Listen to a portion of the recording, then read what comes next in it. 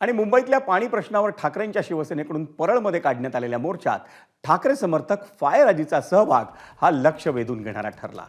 उद्धव ठाकरेंच्या समर्थनासाठी याआधीही झालेल्या विविध आंदोलनांमध्ये त्यांचा सहभाग म्हणजे जणू सळसळतं चैतन्य असल्याचं दिसून आलं होतं। पाणी प्रश्नावरच्या मोर्चातही फायरआजी त्वेषानं घोषणाबाजी करताना दिसल्या। पाणी मिळत नाही म्हणून आम्ही रस्त्यावर उतरलो, आम्हाला पाणी आणि न्याय पाहिजे अशी भूमिका त्यांनी मांडली।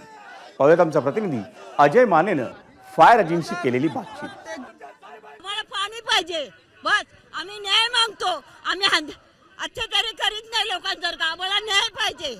न्याय द्या आम्हाला, न्यायासाठी भांडतो आम्ही। चौधरी साहेब हे न्यायासाठी भांडतात, आम्हाला काय पकडून येता काय? हे राज्य काढलंय हा? आता महापालिकेच्या कार्यालयात जात असताना तुम्हाला आता पोलिसांनी अडवलेलं आहे, ताब्यात घेण्याची प्रक्रिया चालू झालेली आहे, तुम्हाला सुद्धा धाप लागलेली आहे।